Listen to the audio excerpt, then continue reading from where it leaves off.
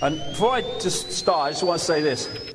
I'm not here to get anyone to believe anything. The last thing this world needs is another flipping bloke standing up saying, I've got all the answers, you must believe it, and that stuff. We've had enough of them. We've had enough of them. This is information. Take of it what you will, leave what doesn't feel right, and whatever. Because what you think of this is none of my business. It is your business and your reality, and you have a right to make of it whatever you will. So I'm not trying to persuade anyone. I'm just trying to say...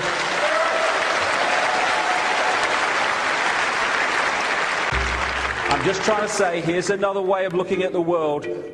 The way you look at the world is completely your choice, completely respected from here for a start.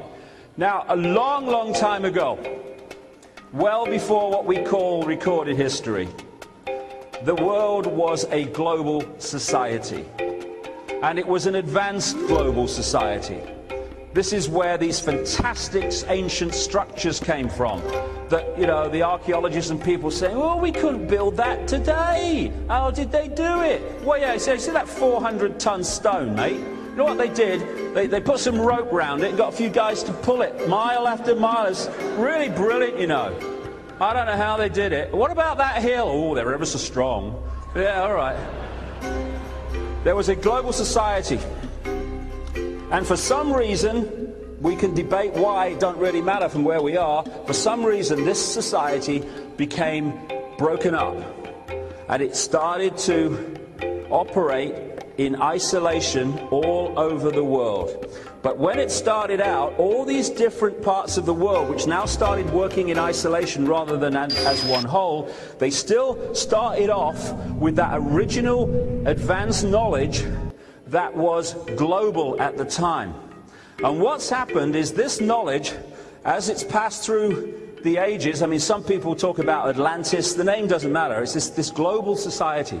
As it passed through history, it took its own way in these different societies, isolated from each other at that time.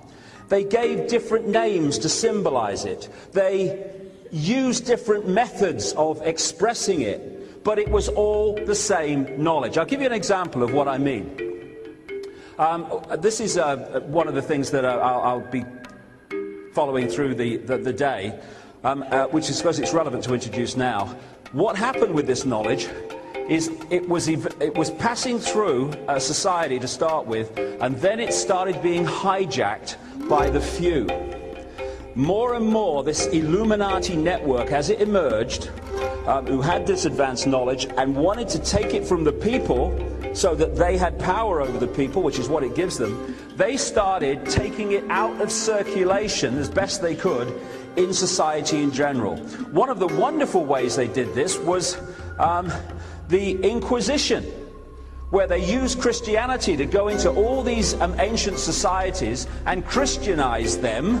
And in doing so, they took the knowledge that was still available, they took it out of circulation, it had to go underground. And by taking it out of circulation and giving them a false version of reality, and then keeping that knowledge to themselves at the top level of these compartmentalized pyramids, they did a magnificent job in sucking this knowledge out of the people's society and just passing it on to the chosen few through the secret society network. And this pyramid, the compartmentalized pyramid, where the people at the top control all the pyramids below them, this is how the few control all areas of society. But I'll get into that big time this afternoon. Now, this is where I was going. This is a great friend of mine, Credo Mutwa. He's a very famous Zulu shaman in South Africa. Wonderful, incredible, incredible man. Library on legs. He was initiated into this knowledge some 60 years ago. I mean, he's well into his 80s now. And in his words, when the European powers, and as we'll get to, the Illuminati-controlled European powers, came into Africa, they, quote, milked the minds of the shaman, found out what they knew, and then killed them. And what actually had to happen was the knowledge through African history, and it was the same in all these other ancient societies around the world, had to go underground into their own secret societies to pass it on so it survived. And when I was with him last, about 9 months or so ago, he threw the bones for me, as they call it. These are carved animal bones. These go back centuries, he said. And what they do, here's a closer look at them. What they do when they throw the bones is you put your hands over them. They're picking up your frequency field, and then they throw them. And they look at where they've fallen in relation to each other and in relation to you, and then they give you a reading of what they mean and what they say. When he did it for me, his accuracy was extraordinary. Things he had no idea about that were happening in my life. But when he did it, this is the point I'm making, I thought, he's just thrown the rune stones up in Germany, in that area of the world. Hey, he's just read the tarot cards from another area of the world. What I'm saying is this same knowledge, once universal, went off in different directions and took different expressions, but it's the same knowledge. And this is the knowledge they have worked for centuries to take out of circulation, so that around the world we start to get a false version of who we are, a false version of reality, and a false version of what's happening on the planet.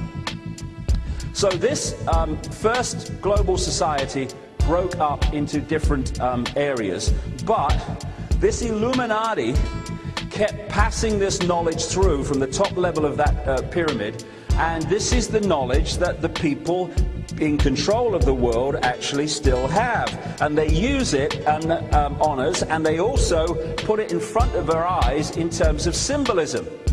This is known as the Seal of Atlantis, apparently. But versions of it have been found around the world. The seal, the circle.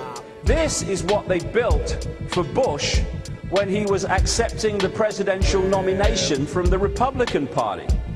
Because the top level of these organizations of power work with this knowledge all the time. And when we get to the last section, we'll see that it's not just symbolism for symbolism's sake, it's actually having an effect on us and the way we see the world. There's Bush, nice man, never goes home. And this is the Republican celebration that Bush was again going to be their presidential candidate. So, here's Bush, one of these bloodlines. Interbreeding is not a great thing, it seems. One of these bloodlines that has gone through from the ancient world, as I'm going to come to in a second, because presidents are not created by or selected by ballot, they are selected by bloodline. There is another version of Bush's history, though, and I think there's a lot of truth in it. I have great sympathy with this one. But somehow it becomes president of the United States. Something's wrong with the world. Now, when you start researching this, one area of the world, like I say, it's all over the place, but one area of the world that really you start to pick off is this area here. What we now call Iraq and that area of the world, what a coincidence, what was once known as Sumer and Babylon. Babylon comes up again and again in Illuminati research. And what you find is a series of bloodline networks that were behind the Babylonian Empire when that was a massive, massive center of power. And they moved up into Italy, particularly to Rome, where they became the Roman Church and the Roman Empire. And then they moved up into Northern Europe, where they became the aristocracy and royal families, in truth, royal family of Europe. And then, through the empires, started to go global, the British Empire, etc. Now, in Babylon, I'm going to get into this in some detail soon, in Babylon, this advanced knowledge was held and was fundamental to the control of that society and the way it was run.